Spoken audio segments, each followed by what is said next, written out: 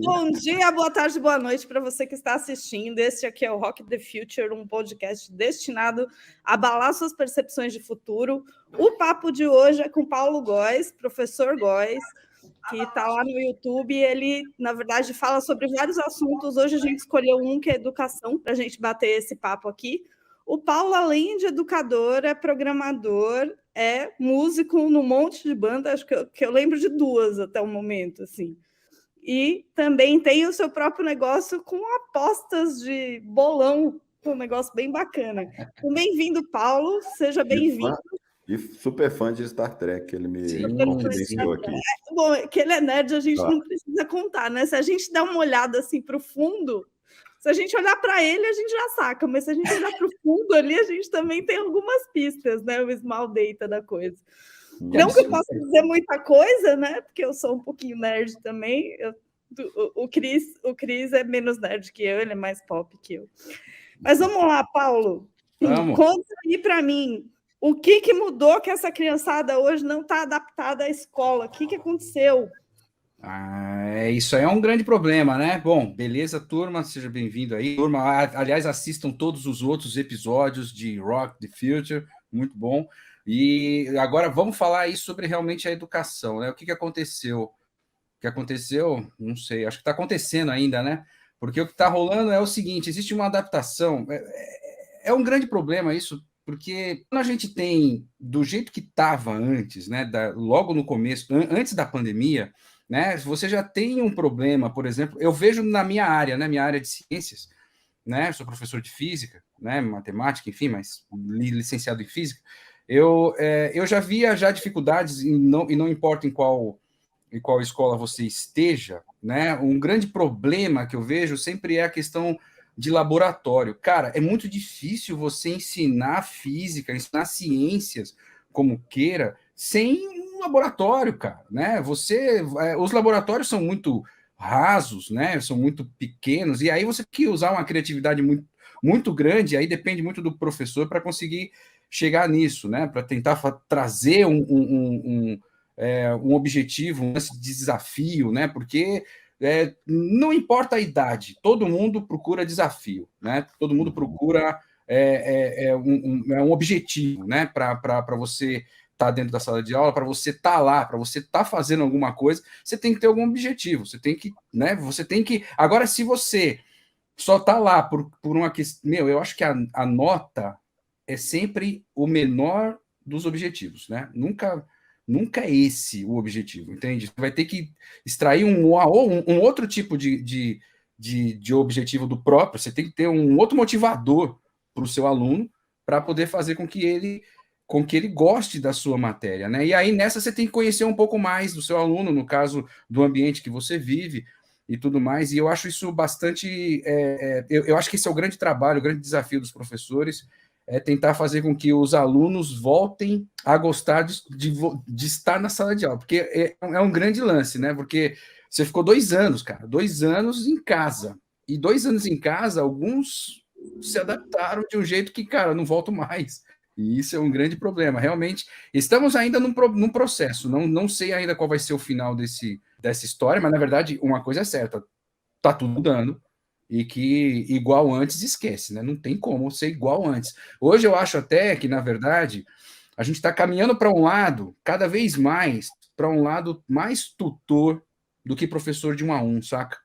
Manja, tipo, esse lance, sabe? Eu acho que é muito mais isso. O tutor é aquele cara que, por exemplo, abrange centenas de alunos no aula online, ou seja, ele manda uma aula, tem um monte de pessoas assistindo ao mesmo tempo, e no futuro, eu diria que isso pode até chegar nisso, onde ele pode reservar um horário físico para ele estar na sala de aula, mas para tirar as dúvidas que já está lá, para a pessoa ver em qualquer horário.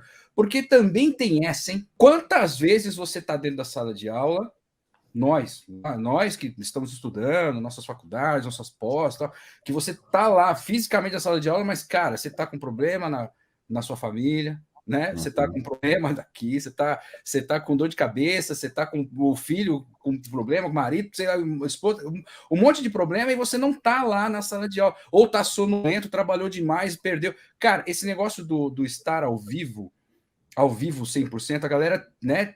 Houve uma época que dizia que era resistente, mas eu já há muito tempo atrás, eu sempre fui defensor do mundo online, meio que híbrido, né? Você tem que ter esses dois lados, cara. Você tem que saber que, na verdade, o seu aluno não precisa estar, não deveria, né? Porque ele é um ser humano, ele não tem como estar realmente 100% ali junto contigo naquela hora. Meu, ainda mais, cara, você pega aluno de 7 horas da manhã, cara, 7 horas da manhã, isso é uma sacanagem. Você acha, então, que... Vamos lá, para eu dar uma resumida aqui no que eu entendi. A gente devia, talvez, individualizar mais o estudo, ou o ensino, por assim dizer, e usar dos métodos que a gente criou aí com a internet, inclusive o assíncrono, né?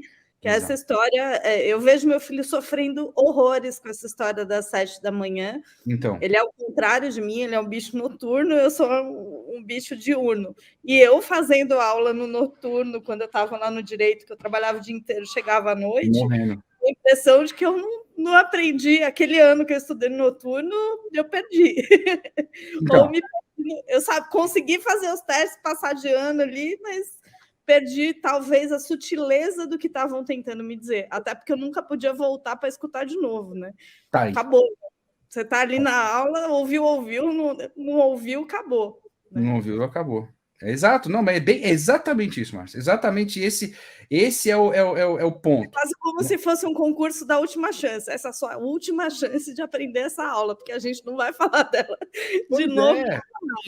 Pois é, e sendo que podia, né? Eu acho que daria para a gente fazer uma mescla nisso, e isso individualiza mesmo o ensino, porque isso capta o melhor de cada aluno. Né? No momento que ele está melhor, no momento que ele está 100%. O cara está acordado às 3 da manhã, deixa eu ver a aula que eu perdi. Ele vê a aula que ele perdeu, entende? Gravada ali, né? Gravada. Aí ele vê lá. Né? Esse, inclusive, é um dos objetivos aí que eu já vejo. Olha como o ensino está mudando. Né? A pandemia deu uma correria, fez a galera correr de um jeito que mudou até o ensino público, né? Eu vejo assim, eu também ano passado eu estive na sala de aula no Colégio do Estado aqui de São Paulo. Esse ano eu estou voltando de novo, mas eu já percebo que as salas de aula agora já tem televisões, cara. Já é uma coisa e já televisões com câmeras, com o objetivo de tentar gravar essas. Algumas pessoas dizem, poxa, né? Alguns professores mais das antigas, né? Falam, poxa, mas estão gravando nossas aulas. Cara, isso é problema, eles estão querendo controlar a gente. Fala, não, cara, não, né? Vamos olhar para frente, que isso é para melhorar o ensino dos alunos, entende? Então, eu acho que é um passo de cada vez, mas eu acho que o caminho vai ser mais ou menos esse, Márcio, porque realmente Paulo, é isso. Paulo, você falou uma coisa aí que eu achei bem interessante, assim, que é essa ideia do professor ele ser cada vez mais tutor, né? A Sim. ideia, então, e você colocando aí, né, por exemplo, que alguns conteúdos já podem estar disponibilizados de forma assíncrona, né? Como você citou aí o exemplo de uma aula gravada, né? Que antes não, e ainda nós temos no modelo de, os alunos vão para assistir uma aula, né? Sei lá, tirar dúvidas, fazer exercício, depois vão para casa. Enquanto que a gente tem aí várias possibilidades, inclusive de você fazer uma aula e depois alguém fazer uma edição e colocar até uns efeitos pedagógicos, fica até mais legal a aula, né? Do que muitas vezes ao vivo. E aí o papel do professor, ainda mais falando de ciência, né? Uma coisa é falar de português, mas falando de ciência, também de resgatar, né? Você não acha? A pergunta é essa, que daí não tem hoje um papel de, então, o professor ter um trabalho de resgatar, que é o grande tesão da ciência, que é, a necessidade, a vontade de descobrir, de procurar, E aí eu gostei que você falou do laboratório, e a Márcia me conhece, eu sou implantador de laboratório na área pública, que é exatamente... que eu fiz na Câmara, que eu faço e ajudo outros lugares a fazer, que é a ideia de que, também o adulto perdeu isso, cara. Vamos experimentar, vamos fazer aqui uns testes para a gente não precisar licitar e gastar uma grana federal antes. Vamos testar uma solução, fazer um laboratório. E é isso, as escolas não têm, né? Porque aí, estou conectando com tudo que você falou aqui. Aí você falou da nota, Ou seja, fica meio tão focado em fazer nota, o professor tem que cumprir currículo, lá, cumprir o programa, né?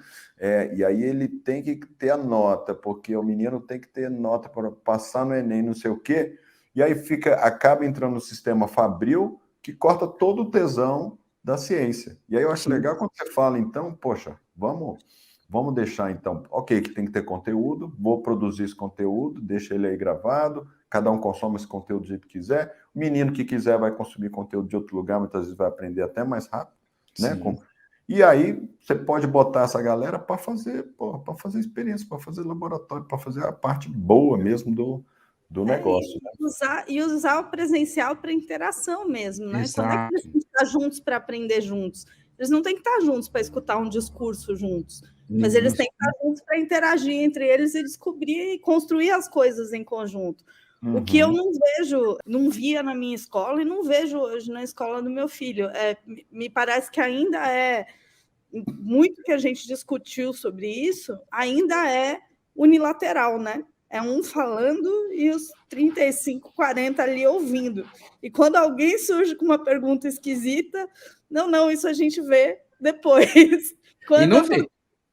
E não vê. Quando a pergunta esquisita é justamente essa conexão do cara com o desejo de aprender, né? Exato. Não, muito bom, muito bom. É isso mesmo, sem dúvida, é bem isso mesmo. Esse é o grande, eu acho que ainda, mas esse erro, né, que é um erro generalizado mesmo da educação, né, que não é um erro, é um método antigo demais, né, aquela ideia, né, é que falta atualizar, né, falta a gente atualizar mesmo, dar uma refrescar, e o lance da gente, isso para a educação de ciência, então, é um pouquinho mais duro, porque já estava ruim antes da pandemia, entende? Você já vê, sabe, porque uma coisa realmente, né, você, quando fala de letras, de geografia, né, que você consegue mostrar, ainda assim, a parte humanas fica mais fácil você discutir na sala de aula, e você apenas com conversas e aulas expositivas também ajuda bastante, mas é claro que é sempre bom você pedir para sempre que o aluno crie, porque o lance de criar, né, você tem é forma de aprender, né? A gente tem que lembrar como que a gente aprende. Todos os sentidos que a gente tem aí disponíveis estão aí para a gente aprender. E quanto mais sentidos forem ativados, mais aprendizado você tem. Então, quando você é um cara que está na sala de aula só vendo o professor, porque você está com fone de ouvido aqui, ó, você está com fone de ouvido aqui, você só está vendo o professor. O professor está fazendo algumas coisas, ele está escrevendo alguma coisa na lousa, você está aprendendo alguma coisa, mas, cara, você está realmente reduzindo a sua capacidade de aprendizado, porque você está só vendo, né? Agora, quando você ouve e vê, tipo, às vezes você só ouve, né? Porque às vezes você está conversando com outra pessoa e o professor está falando e você só está ouvindo. Está entrando. Disso aí está entrando no seu subconsciente. Beleza, o subconsciente está gravando lá na memória RAM, mas é o problema que é RAM, né? Como é RAM, é volátil, ou seja, você vai dormir e esqueceu. Aí você não lembra de nada, então não vai conseguir guardar isso aí. Então tem que entender que, você está recebendo informação, mas seu cérebro só vai guardar aquilo que ele achar que é importante. Como você não teve muitas sensações naquele momento, então você vai cagar isso aí e vai embora. Entende? Não vai estar nem aí. Então, se você ouve e vê, ainda assim você tem duas, mas ainda está faltando. Porque você tem que fazer, você tem que trabalhar, você tem que ter o tato, você tem que ter ali a sensação de estar trabalhando, seja escrevendo, seja pegando, seja tendo a sensação de arremessar e calcular. Você tem que fazer aquilo que o professor te disse.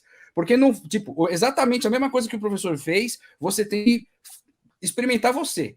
O professor pode até criar um erro ali, vou fazer uma conta aqui, encontre o erro. E para gerar uma vontade do aluno fazer, e o professor errou ali. Beleza. Para identificar, porque na hora que ele fizer esse tipo de ação, onde ele viu, escutou, treinou, e o fato dele escrever também é uma coisa interessante, porque às vezes o cara só escreve, por exemplo, o cara chegou atrasado, né? Ficou zoando a aula inteira, o cara chega na última aula, vê a lousa cheia, não ouviu nada. Mas ele falou, eu vou copiar isso aí. Ele copiou. Cara, ele tá copiando, bicho. Ele só tá copiando. Ele perdeu a visão, a audição, ele perdeu os outros sentidos. Então, ele não tá. Vai ser mais difícil para ele conseguir isso. Então, quando você tem tudo envolvido, o aprendizado fica muito mais fácil, né? Então, veja, é necessário que você exercite, não importa a matéria que você está fazendo, pode ser exata, humana, biológica, não importa, você tem que fazer com que o aluno exercite isso, que ele faça com que aquilo seja propriedade dele, não do professor que passou, seja propriedade dele. Porque quando ele se sente como propriedade dele, aquilo que ele fez, ele vai sentir como um artista, como autor. Porque ele é o autor realmente, entende? E sendo autor, ele vai lembrar, cara. Porque ele já fez. Aquilo fica real, gravado mesmo na memória, quando alguém já faz isso aí. Mesmo que demore um tempo, mesmo que depois ele esqueça, vamos dizer, passam uns 10, 15 anos, ele nunca mais viu isso. Quando ele voltar, ele vai ver rapidinho isso aí, isso rapidinho volta na memória, porque ele lembrou. Isso está gravado de uma forma até afetiva, né? Isso é meio verdade. É verdade. É meio verdade, porque eu era ótima de exatas, agora eu volto no conteúdo do nono ano, que é onde o Sérgio está falando, pelo amor de Deus, trigonometria, não sei mais nada. Não, mas não sabe mesmo, porque... Trigonometria, tem que olhar todos esses ângulos de novo, entender qual é a correlação entre eles. Mas na hora que... Então... Mas tem que entender a correlação. Você já lembrou já que tem uma correlação. Tem gente que... Algumas. Entende? Exatamente. Não, na medida que a gente vai lendo, volta. Isso me lembrou duas TED Talks, que depois eu vou copiar aqui nos comentários. Uma delas que é um cara que fala sobre design e que ele diz exatamente isso, que a sua memória ela é afetada, quanto mais sentidos você envolve na sua memória, mais isso fica fixado, né? E um segundo dado sobre a questão da escrita à mão e como ela conecta com seus neurotransmissores, que realmente o que você escreve à mão ali, você consegue memorizar mais fácil, mas não é só sobre memorizar, né? É sobre compreender. Acho que é isso que a escola perdeu em algum lugar, né? Virou um... E eu sempre me dei bem na escola exatamente porque essa feature eu vinha. Eu sou uma pessoa disléxica com TDAH, mas eu tenho uma memória de elefante. Então, essa feature eu vinha bem na escola, porque eu lembro coisas que meu professor falou na primeira série até hoje, apesar de velhinha, né? Mas a escola perdeu a conexão da lógica, que eu acho que tem muito de legal. Vai lá, Cris, que eu tô tagarelando. Pois é, aí eu fico pensando, sabe, como pai, Paulo, e eu tenho um filho de 13 e outro de 11. Legal. E, poxa, é uma grana federal que a gente gasta, infelizmente, né, em escolas privadas. Na pública também. Parte da minha educação em escolas públicas, que eram muito boas. Depois eu acabei indo também para um mundo das escolas privadas. Na época, elas foram perdendo força. E hoje a gente tem os filhos nas escolas privadas, assim, quem pode pagar, classe média, que nem eu. Sim. E poxa, sei lá, uma boa parte do meu salário, talvez a maior parte dele, vai para educação. E ainda assim me dá uma frustração muito grande, porque eu acho que não está sendo bom, assim, sabe? É como se eles entram para um mundo do século passado na escola, que ele tem que seguir lá umas regras seculares, né? Que ele tem que fazer isso. Imagina ele não ter um diploma de ensino médio. Imagina, isso é impensável, né? Entendi.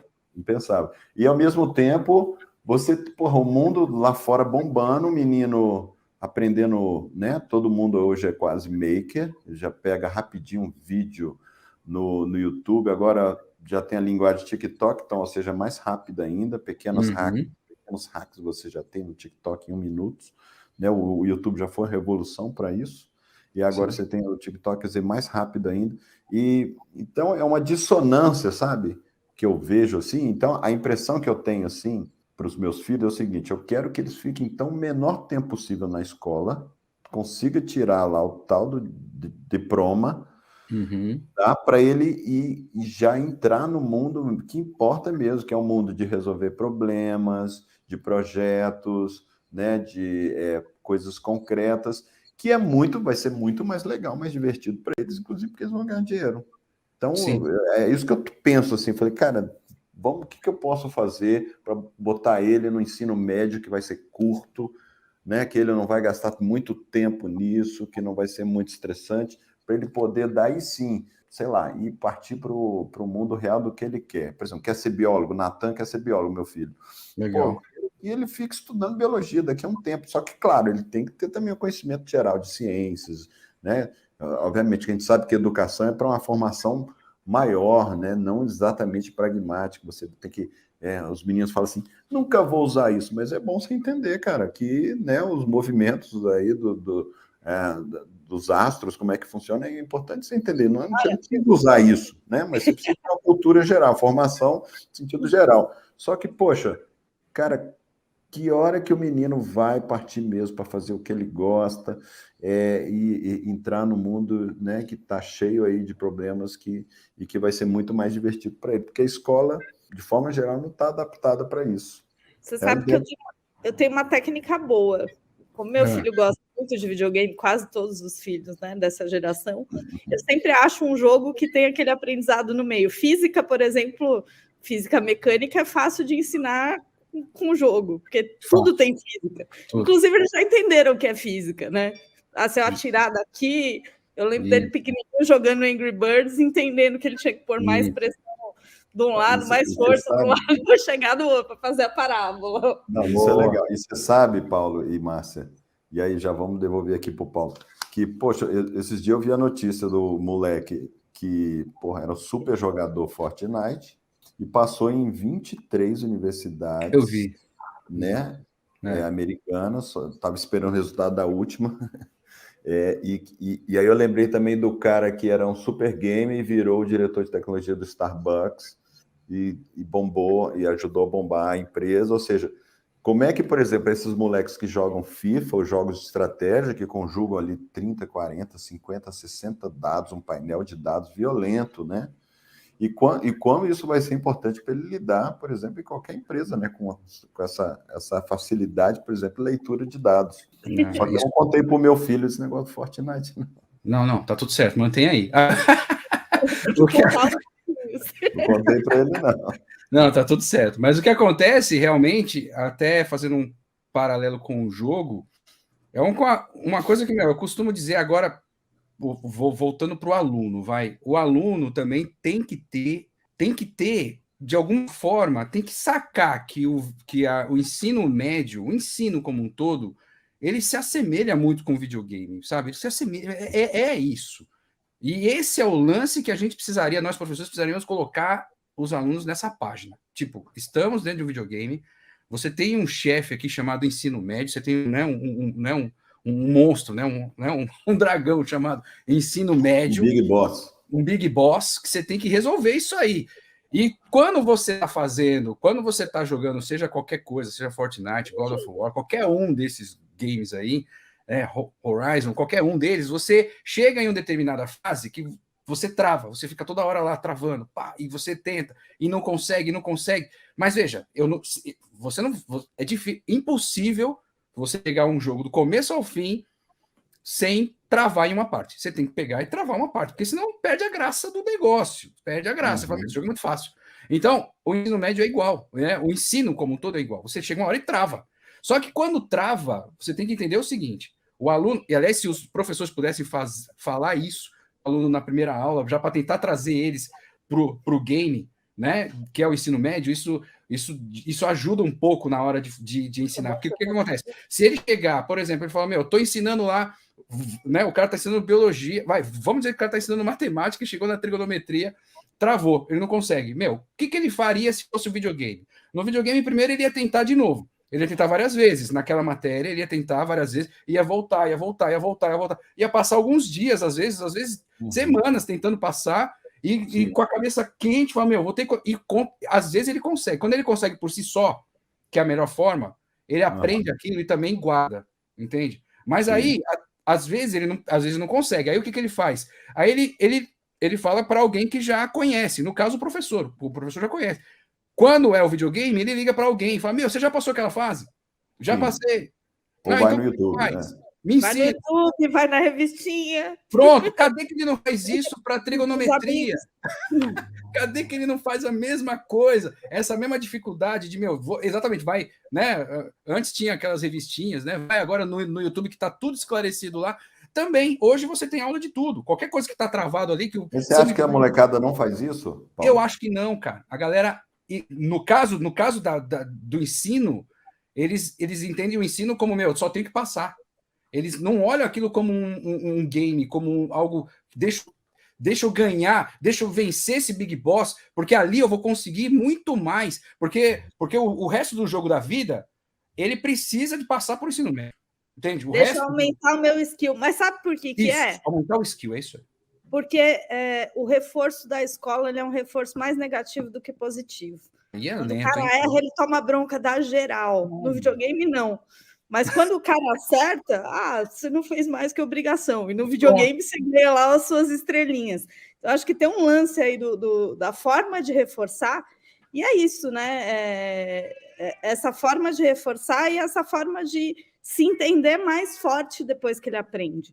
Eu acho que essa é a dificuldade que a gente tem. A gente bota aquilo ali muito no lance da obrigação, no lance da encheção de saco, e o cara associa, ele fala, puta, a escola é chato.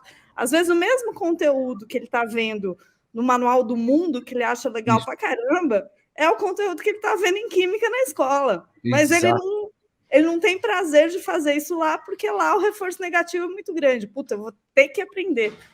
E eu acho que tem essa chavinha, né? Eu quero aprender e eu vou ter que aprender, moram em lugares muito diferentes na nossa cabeça e no nosso coração. E a gente está falando muito da meninada, porque você é professor da meninada, mas isso é igualzinho com adultos, né? Tranquilo, idêntico. Esse ter que aprender, nossa, é muito chato. Nossa. Puta, eu vou ter que aprender a fazer esse negócio com o qual eu não tenho a mínima afinidade, que eu não vou ganhar nada com isso, mas que alguém botou numa grade aí, e as grades, no geral, tanto para as crianças quanto para nós, elas são mal planejadas, né? Eu vejo poucas grades onde você aprende um conteúdo, aí você volta, conecta com o próximo e volta nele para você dar uma lembrada de novo. Então, parece que é tipo um capítulo de cada vez e eles não têm a menor ligação um com o outro. E aí parece tudo novo e tudo chato. Né? Deixa eu pegar uma carona nisso daí. Paulo, você dá aula de quê? Física. Física, tá. Então, vou te cutucar aqui, pegando também carona na pergunta que o Felipe Godinho mandou aqui no chat para nós. Ó. Bem bacana. Olá, Felipe! Bem-vindo! Ele está perguntando que não deveríamos buscar novas matérias no ensino, a começar pela educação financeira? Olha só, eu fico pensando, né? Por exemplo, os meus filhos tiveram educação ambiental na escola deles. Então, eles me ensinaram a, por exemplo, a cuidar do lixo. Que legal. E eu não tive educação. Então, eles me ensinaram por que tem 5 cores e tal. E eles já têm essa visão de sustentabilidade, porque eles aprenderam isso na escola, tá? Agora, é uma escola muito especial que tem aqui e tal, de forma geral, muitas escolas não têm isso. Agora, você vê, esse foi um bom exemplo, mas a gente nota muita falta de outras matérias que seriam muito importantes, por exemplo, que eu sinto hoje, né? Como, por exemplo, educação financeira. Sim. Até hoje, com 48 anos, eu sofro por falta de educação financeira. Quem não? Que era uma coisa para eu aprender já desde os 5 anos de idade.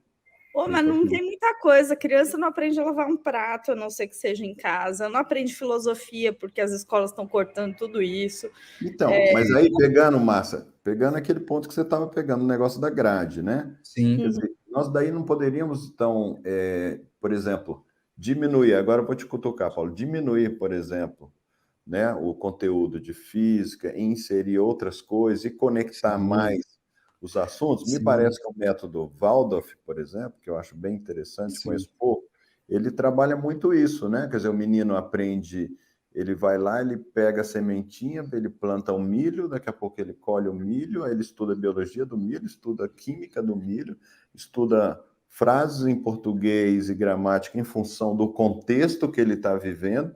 Então, depende também, acho que dessas metodologias que fazem essa conexão mais holística. Sim, eu acredito que estamos tentando ir nesse caminho, porque agora, já tem 2 anos, né? Começou em 2019, foi 2020, acho que 2020 começou o famoso novo ensino médio, né? Que já é uma coisa diferente. Por exemplo, o cara que tem licenciatura, por exemplo, em física, em geografia, em química, Ele não vai lá dar aula agora de química, de física, sabe, de biologia. Ele vai dar aula de alguma coisa que tem alguma matéria, um grupo de matérias que tem a sua matéria envolvida nela. Então, por exemplo, no caso, o professor de matemática, ele vai ter lá uma matéria chamada educação financeira, dentro da grade, que o aluno, no ensino médio, fala, cara, eu quero isso aqui. Ele vai selecionar o que ele quer. Então, o aluno agora ele vai estar desenhando até para esse lado que a gente falou no começo, daquele lance, pô, estou estudando, para quê? Eu não vou usar isso. Cara, agora os alunos têm como direcionar o seu estudo, do que ele vai querer, entende? Tem uma certa liberdade. Tem uma certa liberdade. Sempre vai ter lá uma carga horária meio que fixa de matemática e português, sim, evidentemente, porque isso é a base de tudo, mas o restante vai ter ali, ele vai variar. Então, ele vai ter várias outras educações. No caso da biologia, vai entrar ecologia, né? Cuidados pessoais, enfim, vai ter uma porção de coisas. Então, no caso da educação financeira, no caso de matemática, então, tem N trabalhos voltados para isso. A física mesmo, né? Por exemplo, na hora que você tiver, por exemplo, você vai ter ali, tem uma matéria, acho que é criação de jogos, alguma coisa assim, que vai ter física envolvida justamente para o cara conseguir desenhar, na hora que programar ali, entender, né, como que funciona a força G, o cara está na Lua, então diminui tanto, o cara está em Marte, qual que é a gravidade, então ele tem que entender essas coisas. Então, veja que agora o ensino está tentando melhorar realmente essa discussão já. Só que, cara, aí vamos lá, né?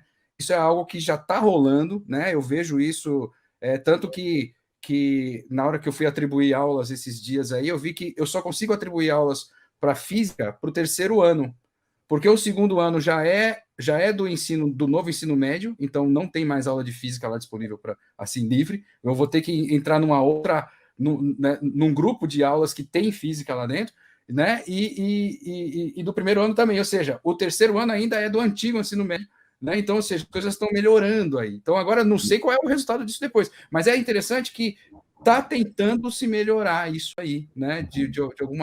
De alguma forma. Mas acho que é tudo uma questão realmente, e aí vai depender muito, né? Como o Felipe pergunta, né, e realmente a gente coloca aí, que a educação financeira e outras educações, né, que são as educações práticas, né? Que a gente tem que ter aquilo do dia a dia, né? É claro que você tem que ter um pouco de... você tem que ter a base, né? A base tem que ter, né? Porque é muito complicado quando você... Porque a base é fundamental. Detalhe, olha o nome. O ensino fundamental, esse nome não é porque ele é mais fraco. O nome é fundamental, gente. Fundamental quer dizer que sem ele você não faz nada. Base, né? Entende? A fundação, né? E era isso que eu ia dizer. Essa coisa do livre-arbítrio, vamos dizer assim, do que se aprende no médio, vai forçar a gente a melhorar o fundamental. Sem Primeiro, dúvida. porque você vai ter que ensinar tudo que é fundamental lá, de verdade, isso, né? Essa coisa a gente ensina português e matemática. Parece que não, parece que fica meio para o médio, assim, vai ensinando, aí chega lá no médio ele aprende, né? E a segunda coisa que me preocupa nisso é assim, o fundamental vai ter que melhorar muito na área de exatas. Sim. Porque a gente no Brasil tem uma cultura anti-exatas absurda, e é um treco tão divertido, né? Mas a gente, não sei se por formação dos próprios professores... Não sei o que eu vou até te perguntar, o que aconteceu aí que todo mundo odeia matemática? Na verdade, não é bem... Todo mundo, uma grande parte da galera, assim. Por que a gente não tem essas escolas de ciência como a gente tem nos Estados Unidos, por exemplo, ou em alguns lugares da Europa, e todo mundo é de humanas, mas ninguém quer ser de exatas. O que rola? Olha, né? Eu acho que isso isso passa desde a formação do professor mesmo, tá? Se você der uma olhada mesmo, se for ver estatisticamente, professores de matemática que são formados em matemática, não são todos. A maioria é formado em engenheiro e que sobrou aula ali, vou pegar, porque não tem professor, eu vou pegar. Física, então, esquece. O número de professores de física, então... você for, assim, entra 80... Legal, molecada adora a NASA, adora o universo, não gosta de física. Pois é, isso é o grande lance. Aí tipo, porque... a gente vê que o ensino aqui, por exemplo, a educação... A FUVEST, aliás, entra nessa também, né? Quantas universidades você tem que dão curso de física? Só vai ter condição de aula de física uma faculdade pública, entende? Por um motivo, porque você não encontra nenhuma faculdade particular que tenha curso de física. E não tem. Você pode, eu não vi, não achei. Se tiver, é uma faculdade extremamente, rica, porque precisa de muito dinheiro para poder pagar todos aqueles laboratórios de física que você precisa para você fazer laboratório de laser, fazer difração de laser. Cara, eu lembro de uma situação, isso aí eu vi como que o negócio é caro manter uma faculdade de física, e por isso que você não tem faculdade de física por aí, né? Eu lembro de uma vez que eu estava estudando lá, né? Eu fiz física lá na USP, e aí teve uma situação que eu estava trabalhando com difrator de laser, um vidrinho pequenininho, desse tamanhinho assim, que tinha 5 máquinas lá para 20 alunos tentar se virar ali, né? Beleza, e era. Só que aí um aluno derrubou, escorregou, pá, caiu, quebrou. Plim! Aí a gente pensou, vai pegar outro. O professor disse: bom, agora a gente vai. Você tem que se juntar esses 5, se mistura, porque essa máquina vai ficar parada pelo menos uns 6 meses, porque agora vai ter que abrir licitação, conseguir comprar, que um negocinho daquele custava quase 12 mil reais, manja, um negócio, um vidrinho de cristal totalmente trabalhado. Falei, cara, então, ou seja, é um tipo de coisa que faculdade particular, você não ia ter condição de pagar uma faculdade particular. Não dá lucro, vamos dizer. Não dá lucro, entende? Então numa então, mas é que tá. Entra de novo no lance da educação, né? É o investimento na educação. A educação, ela nunca dá lucro imediato, ela vai dar lucro no futuro. Porque um país com educação é um país que, todo mundo sabe, todo mundo fala do Japão, todo mundo fala, né? Pô, como que os países se reergueram depois de uma guerra e são o que são hoje? Mas é só porque investiram maciçamente na educação. Fizeram com que a educação fosse 100%. Assim, vamos investir lá porque é o que dá para salvar. E aí, nessa, você nunca tem. Esse é o grande problema, acho que hoje aqui. Você, quando vai investir na educação aqui, você tem que lembrar que você não está investindo para você ser eleito no próximo eleição, porque não vai. Entende? Não vai. Porque a educação, porque o seu eleitor, ele ainda está estudando, cara. Entende? Não vai. Ele vai demorar pelo menos uns 10 anos, 15 anos para poder começar a votar. E aí, nessa, você já perdeu as eleições. Então, por isso que ninguém quer, entende? Então, o investimento entra numa dessa, e aí, aí fica difícil. Aí, como você não tem muito investimento na educação, você tem pouco investimento na área de exatas, né? Porque a área de humanas, ela realmente é repleta, é uma coisa, é mais barato de se manter. Você tem livros aí que se mantêm e que se renovam. Agora, a turma de educação, a turma de exatas, por isso que os melhores de exatas aqui no Brasil, a maioria está fora. Tem muita gente, tem muito brasileiro trabalhando na NASA, tem muito brasileiro trabalhando em tudo quanto é lugar. Os melhores brasileiros, as melhores cabeças saem daqui, produzem coisas e vendem para a gente mais caro. É um negócio, né? Exportação de cérebro, né? Exportação de cérebro. A gente, né, tá vazando. Por quê? Mas a necessidade brasileira é imensa. O que acontece é que realmente você tem que ter. Por isso que acaba que gera o quê? Quando o cara tá dando uma aula daquilo que ele não sabe direito, daquilo que ele não tem muita afinidade, cadê que ele dá aquele ânimo, aquele brilho para o aluno falar, cara, isso, pô, que legal. Não tem, porque nem ele sabe se é legal, porque, cara, eu não sei direito, entende? Então o professor, ele fica. Então você tem que ter, tipo, eu sei que às vezes é necessário você ter um professor para ocupar uma vaga, porque não tem professor, mas, cara, é complicado, viu? É complicado, porque você chega lá, o professor é de matemática, você pergunta, você é formado em matemática? Ah, não, eu sou engenheiro civil.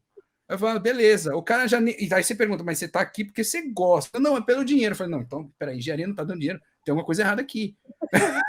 Não, aí tem um problema que é uma mistura mágica, né? O professor, ele funcionar bem, ele tem uma mistura mágica que tem que acontecer na proporção certa, que ele saber o que ele está ensinando e ele ter pedagogia suficiente para ensinar, né? Sim, eu me lembro que eu tive, depois de adulta, algumas pessoas geniais com as quais eu convivi, que eram pouquíssimo ensinativas. Então, assim, eu tinha que ir lá fazer um esforço tremendo para conseguir absorver aquele conhecimento daquela pessoa, porque ela não tinha didática, não tinha paciência, sim, não tinha vontade, às vezes, né? Eu acho que é o lance, por exemplo...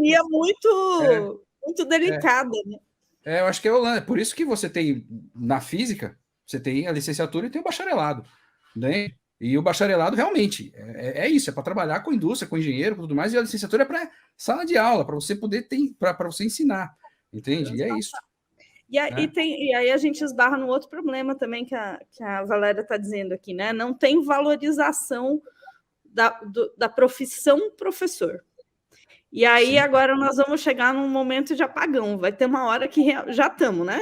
Os engenheiros já estão indo lá dar aula de matemática. Sim. Mas estamos num momento de apagão no sentido de que daqui a pouco a gente não vai ter professor nem para o fundamental, nem para o médio, mas acho que o maior problema vai vir no infantil ali. Ninguém quer ser professor do infantil. E são aqueles 7 aninhos ali, né, do comecinho, que é onde a inteligência ou a genialidade, até a gente pode dizer, está lá muito presente, né? Mas eu acho que a gente ainda não atrapalhou as crianças a aprenderem, né? Agora, tem um paradoxo aí também, né? Que, ao mesmo tempo, você vê muita gente que não era professor indo para a internet dando aula. Não necessariamente para criança, a gente sabe disso, né? Mas você vê, assim, que, ao mesmo tempo, você tem outras ferramentas, outras formas de atingir as pessoas, de organizar pessoas, em função de uma educação mais digital. Então, os custos estão estourando. Então, será que, na verdade, não é um momento, não estão passando por essa fase de transição, de mudança? Olha... E você vê, por exemplo, de novo, não dá para ficar sem né, uma base fundamental, né, Paulo? Tem que ter, seja ela qual for. Agora, poxa, a gente sabe que muitos meninos aí com 12, 13 anos já vão embora sozinhos pela internet, já vão achando suas trilhas de aprendizagem e consegue avançar muito mais rápido em direção a um lugar que muitas vezes o colega dele que está seguindo arroz com feijão lá do ensino médio, não sei o que, está perdendo um tempão, né? Sim. Panturrando de conteúdos que não são tão interessantes. Então, mas aí também vai sempre do caminho que o professor também direciona. É tão bom isso, cara, porque assim, na nossa época, vamos dizer, né, sem cabelo, barba branca, aquela coisa, indica que a gente já tem uma certa idade. O que acontece? Na época, a gente, quando o professor passava algum trabalho, a gente tinha um verdadeiro trabalho para fazer alguma coisa, né? Tinha todo aquele lance de você ir até uma biblioteca para achar um trabalho. Ver se o livro estava lá, porque só tinha... Tava lá, se não está pronto, pega ônibus, vai até outra biblioteca e vai, é um rolê desgraçado. Aí vai. Era muito diferente.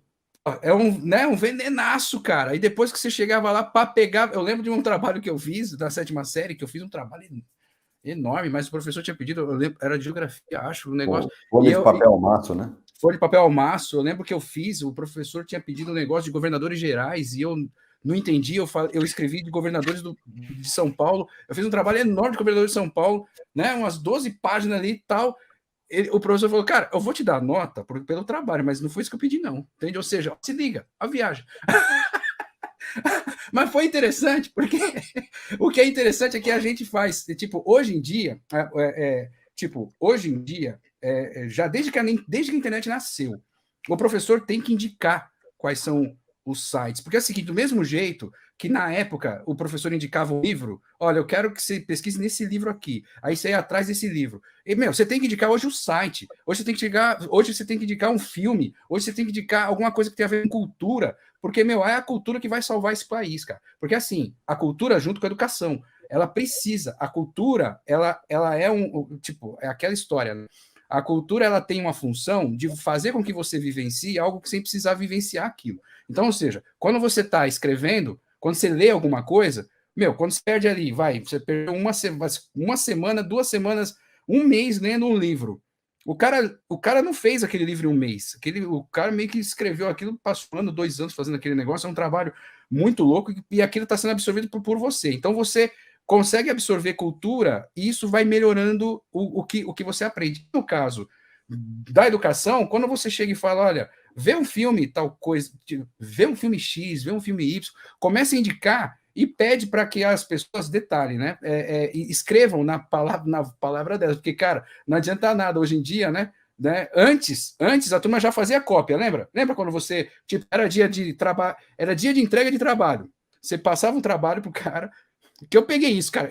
Eu cheguei a dar aula em 99 por um período, e na época a internet nem existia. Mas quando chegou lá, eu lembro que eu dei aula, também era outra situação dessa. Eu estava estudando matemática na época, e a escola com necessidade de professor de todo jeito, eu estava lá na aula de história, se liga, era isso. Mas é um negócio assim. Aí eu falei, bem, eu vou ter que tentar ser o melhor professor mesmo não sendo de história, né? Então vamos tentar, vamos levantar isso. E aí eu fiz o quê? Pedi para os caras fazerem um trabalho também ali, né? De capitanias hereditárias, eu lembro um negócio assim.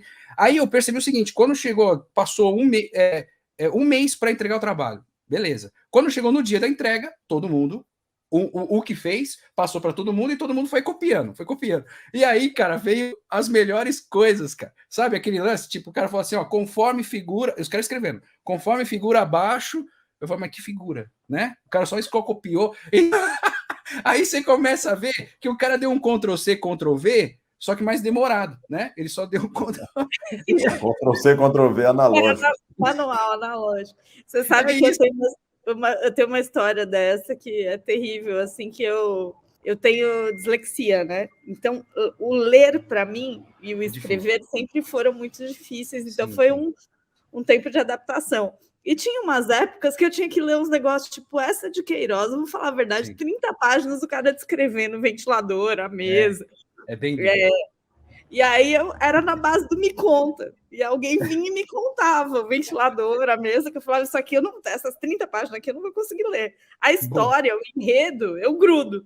Boa. Agora, o capítulo de descrição do espaço não vai rolar. Alguém desenha para mim, né? Me conta. E aí eu lembro que algumas provas eu chegava lá e tinha um personagem ou uma coisa ou o nome de um lugar que era na base do me conta e eu ia na base do som, né? Eu sei se era com CH ou era com X, nunca soube.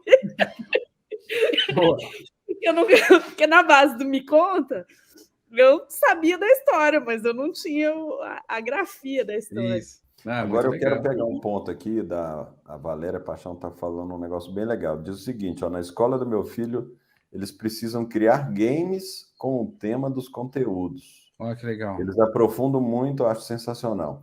E aí eu vejo aqui também, por exemplo, tem um filho meu que adora o Minecraft, ele cria tudo no Minecraft, e agora a gente vê aqui, né, a Microsoft, que é dona do Minecraft, ela está investindo muito como uma plataforma de uma espécie de metaverso infantil, né? E você vê que tem vários projetos colaborativos já feitos no Minecraft, assim como, por exemplo, também o Roblox, né? Que é essa plataforma aí de minigames, que é uma loucura, todas as crianças aí ficam enlouquecidas com isso, e já fazem muitas coisas, né? Claro que é tudo jogo e etc., mas já fazem muitas coisas produtivas, e um dos projetos que eu estava aí na época da pandemia, naquelas pirações da pandemia, com o Pedro Marcou, a gente até já discutiu isso aqui, né, Márcia?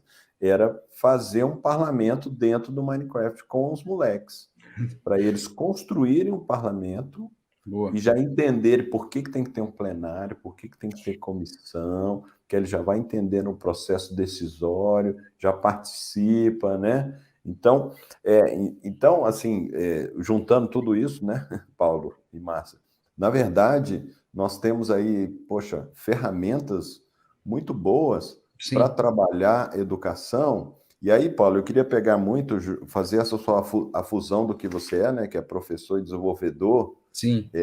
Você acredita que a alfabetização de código, ela hoje é um processo assim, irreversível, necessário, obrigatório das crianças? Aí eu vejo, só para dar um exemplo aqui, uma startup de educação que bomba, né, que é a Rapcode. Ou seja, ela consegue se instalar em algumas escolas e à tarde, olha o gatinho aí da Márcia. Eu escondi o meu. Sim. À tarde, os moleques fazem curso lá de internet das coisas, de games, né?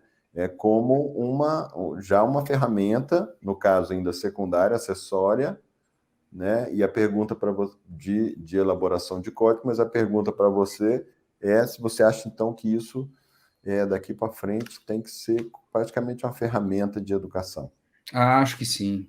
Acho que sim. Acho que sim, porque entra também no lance da lógica, né? A lógica existe lá atrás, né? Estamos falando de Euclides, né? É uma coisa bem antiga. E ela continua igual, né? Você tem a hipótese A, a hipótese B, então você tem o resultado. Então você tem que ter esse lance da lógica, ela nunca... Por isso que ela nunca falha, por isso que ela é muito tranquila, né, Márcia? Eu acho que você que é das exatas, que apesar da sua dislexia, na lógica nunca teve problema com você, porque você fala, meu, é isso, cara, tá ali, né?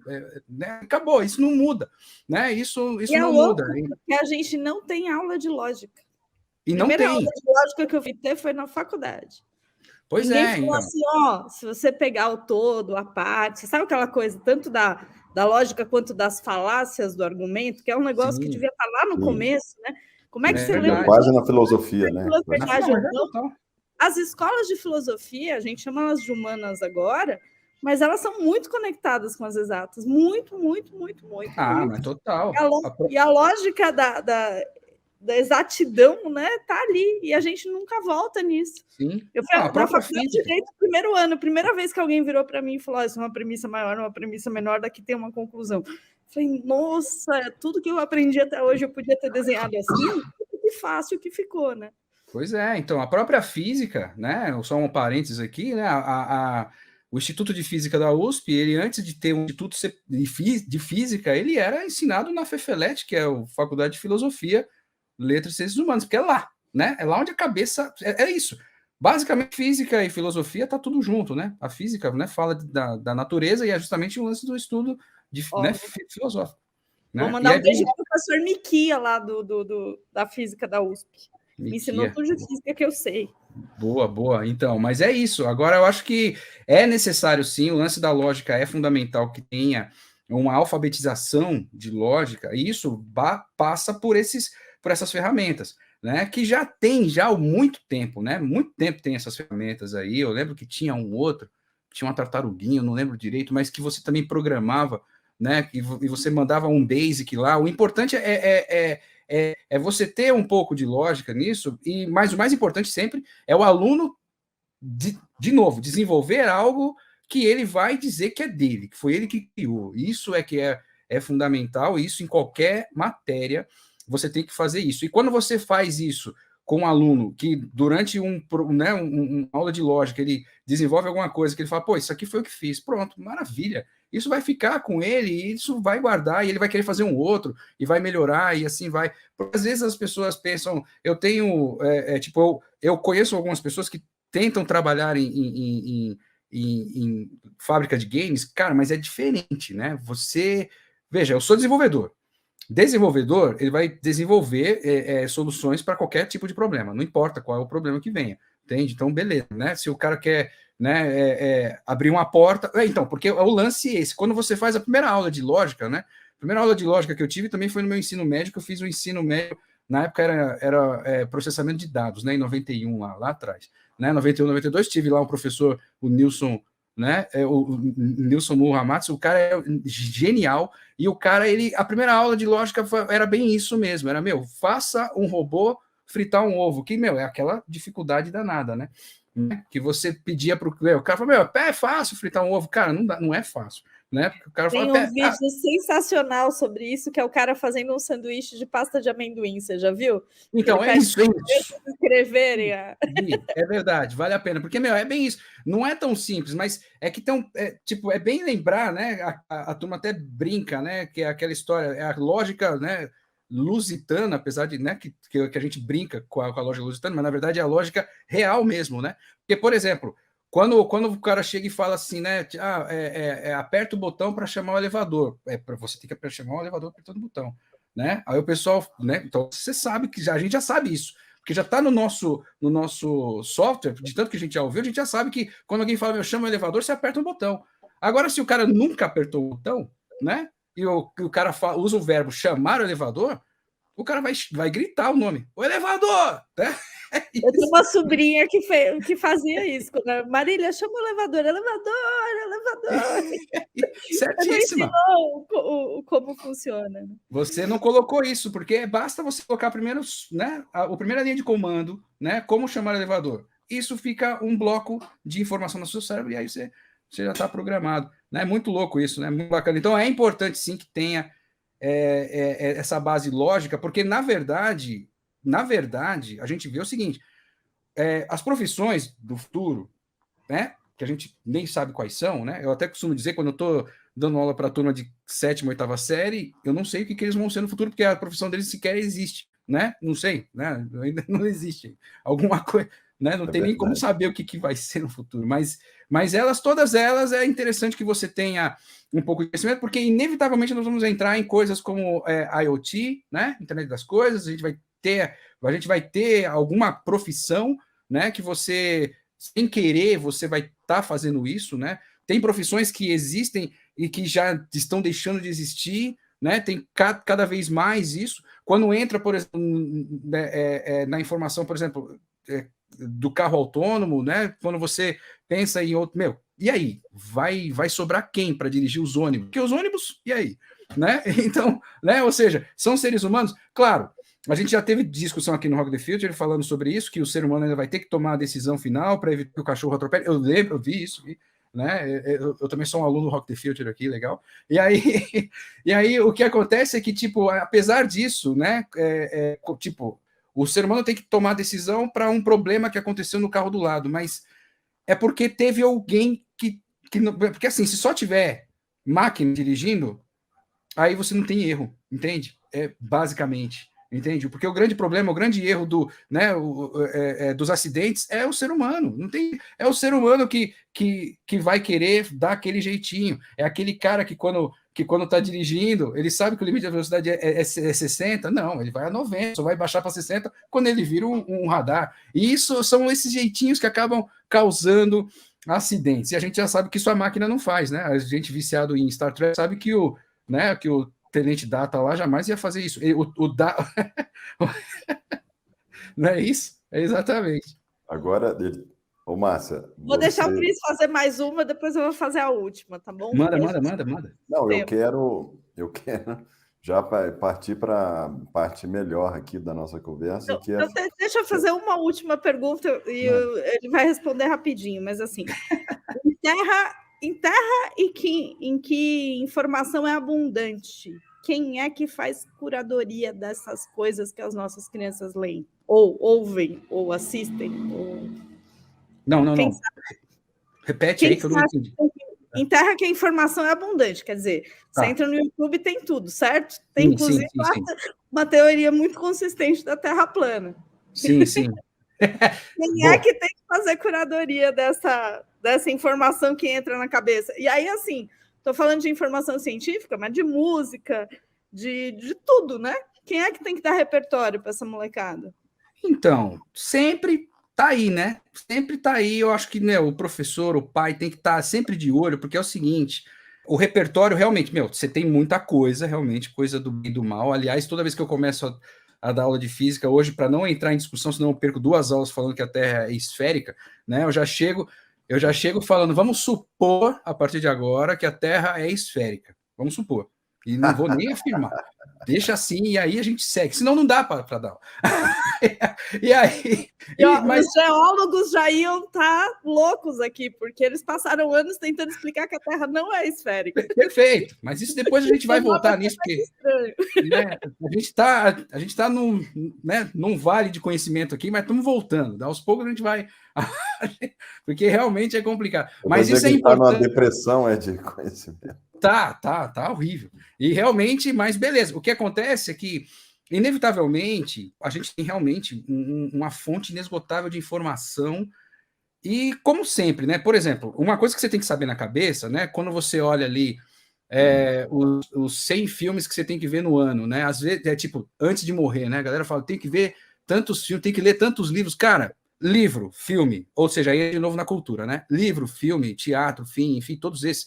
É importante a gente ser realmente o curador disso para tentar direcionar isso para aquilo que a gente quer. E nós é que temos, eu acho que a gente tem que ter um pouco de cuidado naquilo que está vendo, apenas para... Poxa, às vezes você vê uma coisa que é muito assim, que não tem nada a ver, então não faz sentido nenhum divulgar. Mas quando você vê que tem alguma coisa que, isso aqui se encaixa no que eu estou ensinando, cara, pega um trecho ali, cara, faz alguma coisa, né? Pede para o pessoal ver, pede para o pessoal fazer algum tipo de teatro, algum tipo de cena, ou não, ou você já está dando aula para gente mais adulta, pede para a turma comentar aquilo, né?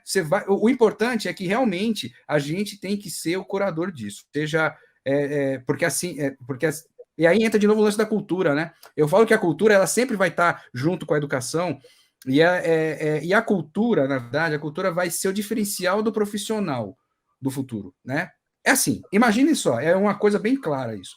Se você tem duas pessoas que nasceram, vamos dizer, gêmeos, irmãos gêmeos, nasceram igual, criação igual, estudo igual, tudo certinho, beleza, currículo idêntico, resolveu fazer a mesma faculdade, terminou, beleza.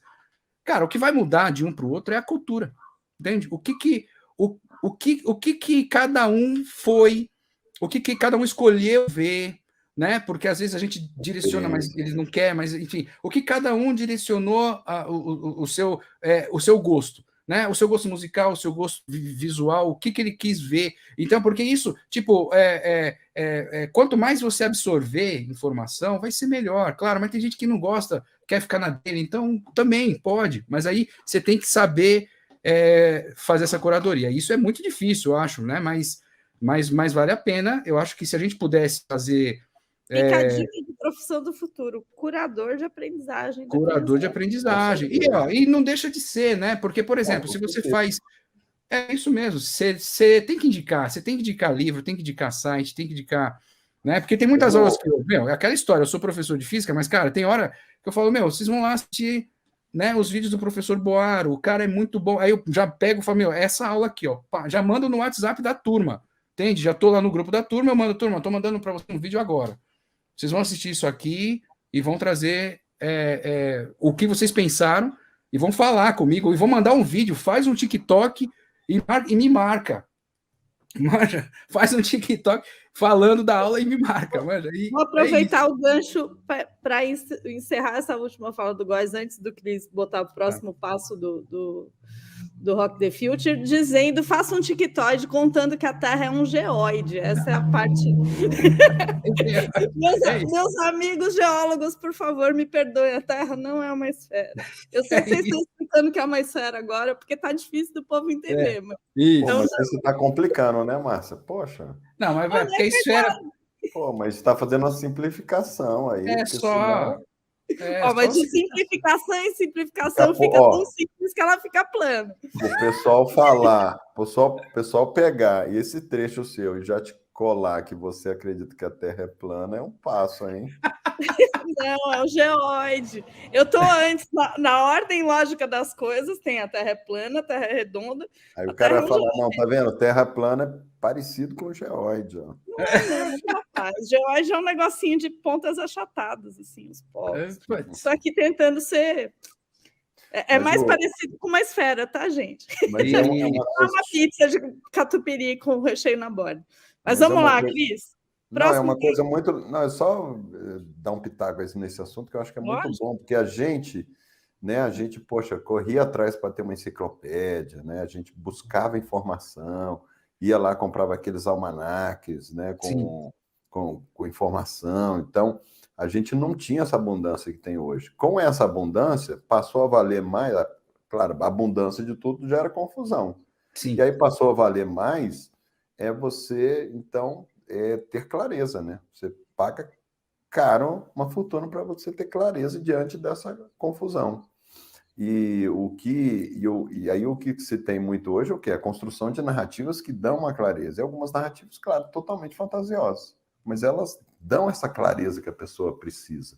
Fazem uma curadoria fictícia e fantasiosa.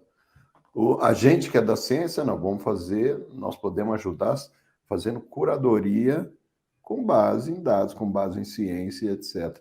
Agora, eu acho que esse é um caminho para qualquer um trilhar da nossa geração aí, daqui para frente, dos milênios também, em qualquer área, você ser um bom curador de conteúdo, porque as pessoas vão pagar por isso, porque a gente quer mais clareza, a gente quer sair da confusão. Mas eu quero perguntar para você, Paulo Góes, e que eu esperei aqui o tempo todo para perguntar, Star Trek é bom para a educação? Vale a pena fazer as crianças assistirem Star Trek? Cara, é muito legal isso, né? Star Trek é muito bom para a educação, cara. Ele tem... Olha, aliás, eu poderia dizer o seguinte, né? Tanto a versão nova, né, da Discovery para frente, né, quanto as antigas, tem muita coisa legal. Eu posso dizer até que para a educação, acho que é legal começar já com o Capitão Picard, saca? Assim, porque existe né, não pegar o Capitão Kirk antes? O Capitão Kirk é interessante, mas o problema do Capitão Kirk, nós estamos falando de um período um pouquinho complicado, né? Onde você tem ali claramente, eles estão em 2300, ok? Mas lá a mulher, lá dentro da nave, ela só é telefonista. Você pode perceber que a Tenente Uhura, ela é só telefonista. Entende? Então você começa. Muito machista, né? Muito demais. É a única que usa tubinho, né? É a única que mostra as Fora pernas. todos os episódios de assédio do Kirk, em todos os episódios. Todos os episódios. Ele busca uma boca que seja alienígena para beijar. Duas coisas eu não sabia disso, não. O cara de vermelho sempre morre, o Kirk sempre paga alguém. Eu não sabia disso, não. Então na verdade, acaba. Pô, mas entende? Tipo, mas a ideia do Star... Tem coisas preciosas lá de futurologia que agora já não são mais futuro. Não, mas se você olha as tecnologias de hoje que a gente usa, e até eu falei isso na outra vez, não sei se porque o sonho nos leva a fazer o negócio. Tipo, alguém imaginou, a gente construiu um sonho em cima da tecnologia, e eu queria uma tela para conversar com alguém, e aí a tecnologia correu atrás, ou se eles já previam algum tipo de tendência, fato é que 90% daquela nave hoje figura no nosso universo real, né? Não, sem dúvida, sem dúvida. E aí sim entra de novo no lance da curadoria. A gente só ainda não teletransportou as pessoas, mas está faltando um pouquinho só. Falta pouco, mas o que acontece é que, assim, se você for ver, realmente, eu estou estudando, posso dizer que eu estou estudando Star Trek. Todo dia eu vejo um episódio, todo dia eu faço anotações, eu tenho lá no meu canal, eu tenho até uma academia Star Trek ali, que eu fico falando sobre Star Trek também, porque o que acontece? A ideia tipo, se você for ver, realmente, lá de trás, se você tem uma curadoria, você vai ver ali, lá na época do Capitão Kirk já, você já vê tela plana, que na época não tinha, você via, se você fizer uma comparação com os dias de hoje, né, tem uma cena lá muito, muito interessante, na hora de um tribunal que o Spock está participando, que os caras, que o juiz pede os autos do processo, ele pega ali um caderno, e na hora que ele abre, ele fala, acho que você me deu errado, entregou para o outro cara, o cara simplesmente pegou o mesmo caderno, mudou um chip ali, e as páginas mudaram, ou seja, como se fosse um tablet. Mano. É um negócio que você fala, cara, olha a viagem dos caras, mas eles mantiveram o papel. Mas é interessante que depois, indo mais para frente, porque aquele seriado do Star Trek, do primeiro, da série clássica, teve só 3 anos. O primeiro ano foi bem complicado de fazer, o segundo já tinha um pouco mais de recurso, o terceiro ficou mais legal, e no terceiro você vê drone, sabe? Você começa a ver o drone carregando as coisas, fala, olha só isso aqui, cara, isso aqui é o drone total, né? E você vê muita coisa realmente falando de futuro e muito lance de teorias que ainda estavam em desenvolvimento, e tem cenas lá, né? Tem um episódio muito clássico lá que quando eles voltam no passado e ainda, né? E eles estão vendo a criação dos foguetes. Agora, uma coisa interessante é o seguinte, acabou Star Trek, série clássica, ficou muitos anos antes de começar a do Picard. E nessa de muitos anos, por exemplo, terminou nos anos 70, no início dos anos 70. Aí, quando chegou no meio ali, com o sucesso do cinema de 2001, Odisseia no Espaço, Star Wars e um monte de coisa, falaram, vamos fazer um Star Trek também. Fizeram os filmes do Star Trek, que são ótimos. A partir dos filmes, eu acho que são ótimos, porque a série você pode deixar só como informativo, mas a partir dos filmes ele vai criando uma nova ideia de Star Trek que realmente vale. Por exemplo, tem um filme lá que fala do fim das baleias, né? Tem um filme lá que é fantástico, porque eles estão lá no futuro e eles estão vendo que o mundo tá para acabar, porque tem um alienígena que tá mandando sinal e a gente não sabe responder, e fala, quem que responde isso? Aí eles viram lá no banco de dados, viram que aquele som era de baleia jubarte, mas que já não existia mais naquele período. Fala, como é que faz? Eles tiveram que voltar no passado para resgatar a baleia jubarte, para trazer para o futuro, para as baleias responderem o alienígena que está destruindo o mundo. Se liga a viagem, entende? Mas é muito legal isso, cara. É muito legal, né? E eu acho que é um tipo de papo interessante também, que aí vai. Mas eu acho que, por exemplo, quando o lance, tipo, para ensinar, quando chega no Capitão Picard, como o Capitão Picard ele já veio com uma outra visão. O Capitão Picard já não é o mulherengo como é o Capitão Kirk, Tem. O Capitão Picard, ele tem nos primeiros. Tô falando mal, mas eu adoro o Kirk, tá? Sim, eu também. Mas aliás, Adoro. se você for ver esquema de processo, se você sempre tiver ali, né? Porque ali é uma marinha, né? Como se fossem militares ali trabalhando. Uhum. Mas o interessante é que, por exemplo, quando chega no Capitão Picard, ali você tem a presença do Will Wheaton, né? Que é o jovem, né? Que é o adolescente lá, né? E esse adolescente ele é o estagiário lá, né? E é interessante porque na nave do Kirk você só tem adultos. Na nave do Picard você tem as famílias. Entende? Então você tem. Aí você muda. Então, por isso que eu acho que é interessante, pelo menos os 3 temporadas, os 3 anos iniciais do Capitão Picard, né? Da Next Generation, ali mostra muito como que é a evolução desse garoto, que ele está ali ainda, né, com as dificuldades para entrar no mercado, né, o pessoal tirando ele porque ele não consegue, não, porque ele é novo, não deixa, e ele mostrando as qualidades, apesar de tudo, estudando, ralando, trabalhando, tentando passar em prova, não conseguindo, reprovando, tentando de novo ter. Então é interessante, porque acaba que os adolescentes se colocam na posição desse, né, desse carinha, desse personagem que é importante mesmo. Cadê? Você tá... Não, e essa geração nova aí, você está gostando? Essa geração nova também tá boa. Eu vi até... com oriental, né? Isso. Qual? Não. Essa geração nova da série. Isso. Essa geração nova... que tem aquela heroína negra, que é sensacional, isso. Aquela atriz. Perfeito, né, Michael? Exatamente.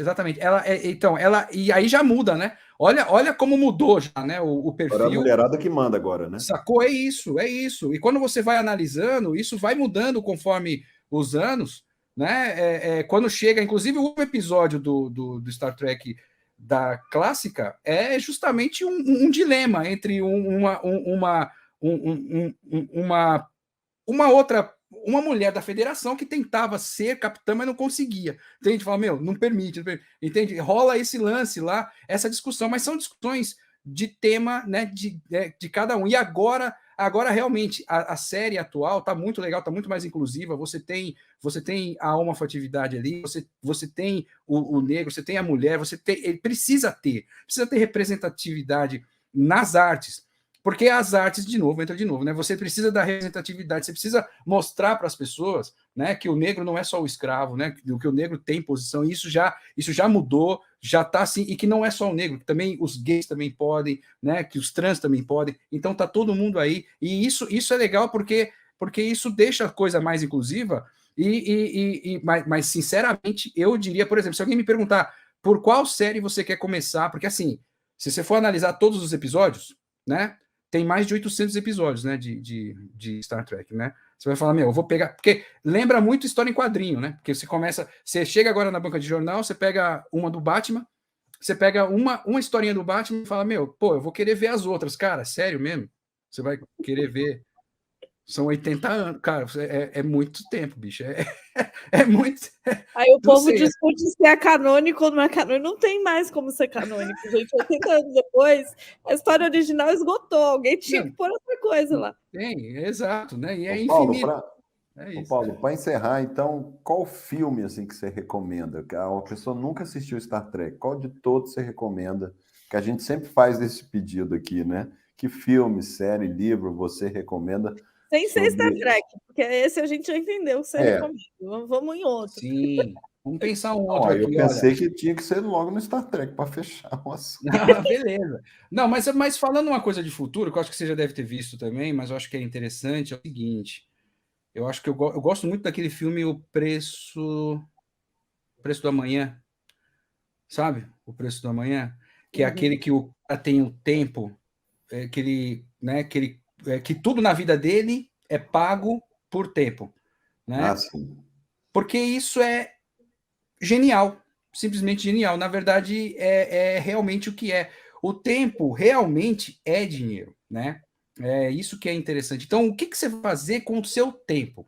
Como que você está gastando o seu tempo, o seu dinheiro, né? Porque no filme era assim, né? No filme é assim, é uma realidade, né? Paralela, onde o cara ele trabalha, passa o dia, depois que termina de trabalhar, ele passa lá no RH e ganha um pouco mais de tempo. Ele carrega um pouquinho mais de tempo. Carrega um pouco mais de tempo.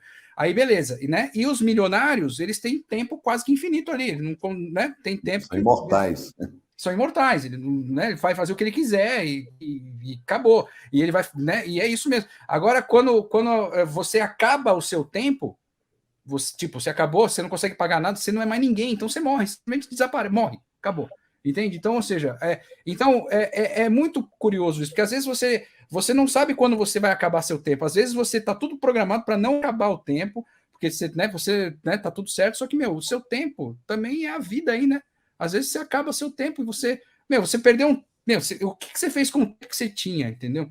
Então, é importante isso, esse preço do amanhã eu acho legal, porque é uma realidade paralela, não vou dizer que é um futuro, mas é uma realidade paralela. E é uma coisa que eu acho que é bacana o pessoal dar uma olhada nisso. Agora, outra coisa que também é interessante a gente ver, por exemplo, como que está hoje o ensino, né, já que a gente está falando de educação aqui, né, se vocês tiverem possibilidade de ver pelo menos alguns episódios daquela série Segunda Chamada, é da Globo isso aí, tá lá no Globoplay. Você percebe que na Segunda Chamada, essa série, ela mostra um negócio, assim, a dificuldade que nós temos quando a gente vai tentar falar de futuro, né, de futuro mesmo, de coisas do futuro, né, de tecnologia e tudo mais, quando a gente vê uma realidade como que está hoje, a dificuldade que está hoje, os problemas que a escola pública, e aí eu volto a entrar no lance do público, porque inevitavelmente é onde tem a maior massa. Então é muito difícil a gente conseguir mover o planeta, né, com poucas pessoas, né? É claro que é importante, que são trabalhos de formiguinhas, mas é legal quando se a gente conseguisse melhorar, né, a base, a gente consegue ir mais rápido, sabe? Com mais trabalho. E isso é muito complicado porque mostra como é que está hoje. Então tem essas duas aí, né? Então tem o preço do amanhã para falar como é que você usa o seu tempo, né? E aí é por isso que por tentar fazer eu usar bem o tempo, é por isso que eu tenho aí, ó. Tenho 2 bandas, né? Tenho ele é melhor disso que eu, Cris. Ele tem mais coisa que eu. Mas você não tem filho. Né? Eu não tenho filho, exatamente. Os filhos. Eu só não estou ganhando porque tem a Alice nessa equação. É verdade, é verdade. Brincadeiras à parte, acho que. Não sei se você quer dar a sua. Eu vou escrever minhas recomendações nos comentários. Boa. Tá muito longo. Cris, quer dar os seus comentários? Não, prazerzaço aí, bater esse papo aí com o Paulo. Foi divertido, ó, o tempo voou. Ainda mais com esse grande finale aí de Star Trek, eu vou sair daqui, eu vou assistir alguma coisa de Star Trek. Com certeza. Isso, assiste. Boa. Leve-nos para casa, doutor Sulo. É isso. E mantendo a nossa tradição aqui de ter alguma conversa muito nerd em algum momento, né? Mas valeu demais. Você está juntando só nerd ao seu redor, você queria que a gente não chegasse? Beijo, pessoal. Bom. Obrigada. Falamos. Valeu, até Paulo. Mais. Valeu, tchau. pessoal. Vida longa e próspera.